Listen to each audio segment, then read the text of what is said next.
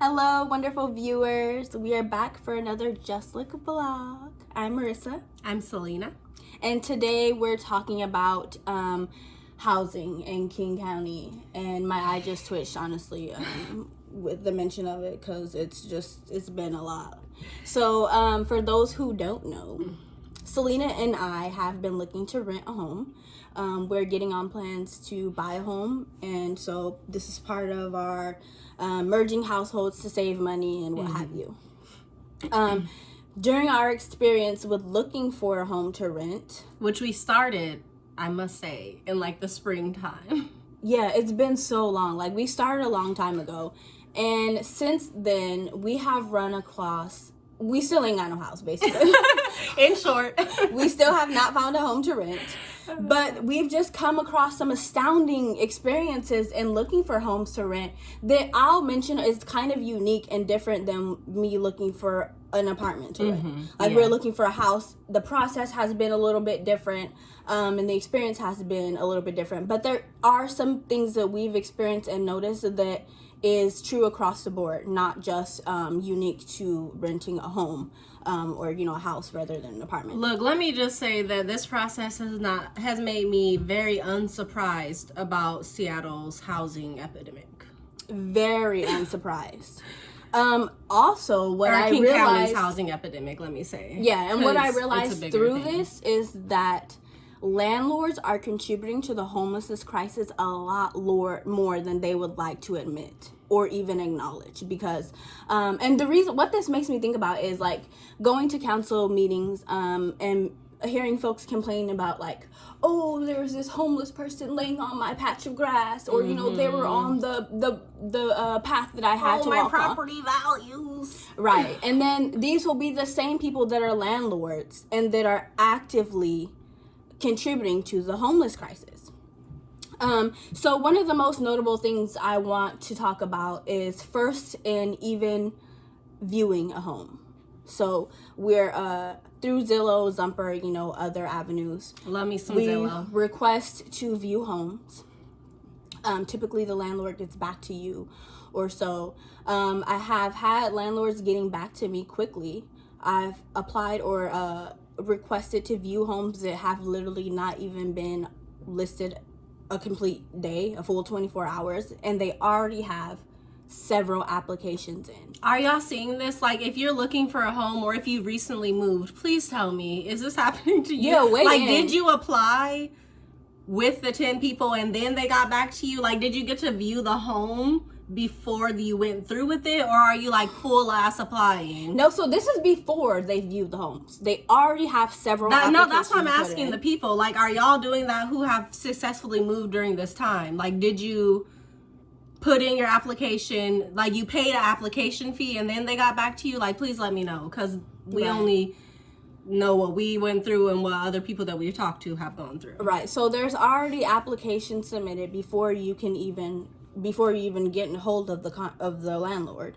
Then the landlord comes back and they want to know more about you. They're asking like how many people are moving in. For me, I think about why they're asking this is because a lot of households have had to double up because rent is super expensive. So we have 4 and 5 people in a 2-bedroom apartment, or you'll have 3 people in a 1-bedroom apartment. So they're wanting to know how many people are there. They want to know a little bit about your income situation. You have to have 2.5 to 3 times. More often than I'm actually seeing 3 times the rent. I haven't actually seen any that's 2.5 times. But last time I was looking for housing, it was 2.5 times. Now they want you to have 3 times the rent right off the base, which is expected for landlords to want you to have ample money to pay for the rent. What is astounding for me is that rent prices are so high, and then they're asking for 3 times. And they're asking for 3 times, and also incomes are not matching these rent prices. We ain't had no raises. Like, we're not raising, the cost of living is not matching what folks are getting paid. Period. So then say they want to rent to you because you have, you meet the income requirements or whatever. So then they're worried about credit. Well, you need to have a 650 credit score or higher, at least. And then also they're like, oh, you can't have more than 2 things in collections, and that includes medical bills too. I don't know if you guys knew that, but it includes medical bills, their collections. And then they're like, oh, you can't have any negative accounts, which is basically the same thing. So the credit score is super problematic to require a 650 plus credit score, and here is why. Most people, it has been found, when they're facing bills, lack of funding, and they're having to prioritize what they're going to pay for, housing is almost always number one. The only thing that ever comes into play or is more prioritized than your housing is food. Yep. For the average person who's looking to rent, or who is renting, or who has a home, or who's facing financial restraint. You know what I mean? So requiring that 650 credit score creates a barrier for a lot of folks, especially when we're in the middle of a pandemic. A lot of people don't have 650 credit scores. I've started asking these folks that are homeowners or representing the homeowners, well, do you have 650 credit score or higher? They always have a little chuckle. They always make it clear that they don't have that credit score that they're literally requiring. So then the other thing that really strikes me, even outside of the 650 credit score, so say you have all of that, and then you still have to compete with 10 other applicants, or and 9, I guess, or 9, 10, whatever other applicants. We straight up had a landlord, when I reached out an email to view a home, be like, oh, we're not doing, mind you, this home had only been listed for maybe 1 or 2 days, and they're like, oh, we're not doing any more viewings, we're just going through the best applicants now. So for me, this is all contributing to the homeless crisis, right? If there's clearly not ample housing, because you get one home and there's already 10 applications out on it with the first day that it's posted. So we clearly don't have affordable housing. And then that's also indicative with the fact that several households are having to bundle into one home. And then also this makes me think about the lack of legislation historically, presently, that protects renters, because then you'll be in a home like that, and then they won't have disclosed that there's mold, or they won't have disclosed that there's been some pet dander and they haven't actually cleaned the carpets between there or whatever, if there's carpets. So you'll have these slumlord situations too. Oh, remember we walked through a house that clearly had not been cleaned, clearly had not had any repairs done to it. Still had furniture in it. Wasn't updated, had garbage and stuff places. We're asking the guy, we're like, oh, so when would this be available to rent? And he was like, oh, it's ready anytime. It's ready anytime. We're like, it clearly needs to be cleaned out and had furniture from previous tenants. Have some type of updates being done in between. Nope. It's good to go, but 650. I said, girl, let's go. Get my purse. The appliances were old as hell. So it clearly hadn't had any updated appliances. There was paint chips on the outside of the home. So this is not a top tier home to even be offering for rent. And the fact that he was just like, oh, it's move-in ready? No, baby, it's not. It's ready anytime. It's not. It was not. The way it looked was that this home needed at least a week to be prepared for move-in. I would say 2. At least. For me, the way I feel about it is housing is a human right.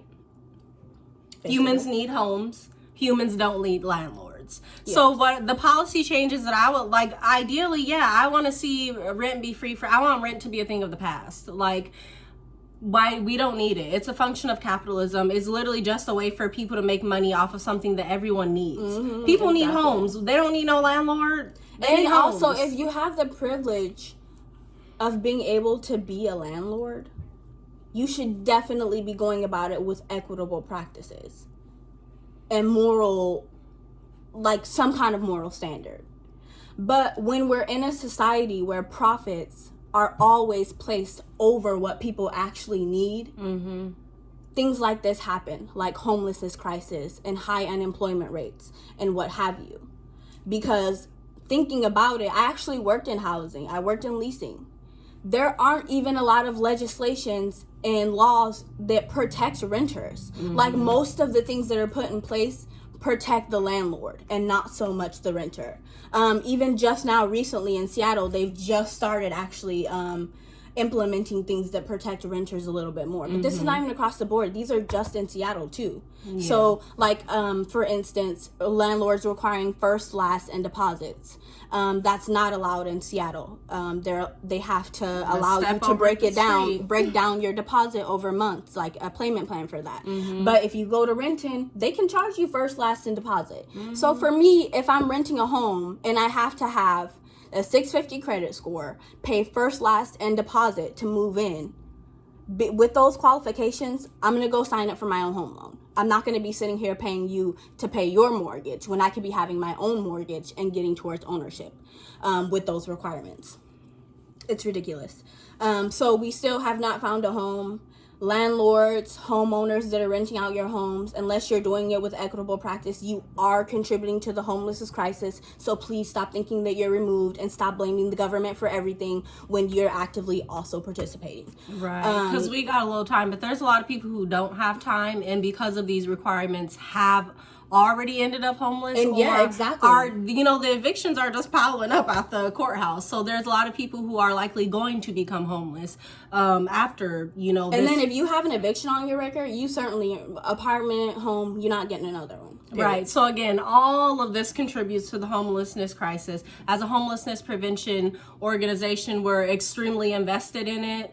Personally, as humans who need houses to live in and to be homed in, we're extremely invested in it. Community, we want to know what you think too. We want to know what your experiences have been, so please do let us know. Yes. And if you got a 3-bedroom, 2-bath in the King County area, let me know. Yes, our budget is $2,300. So all right, we'll talk to y'all later. Bye.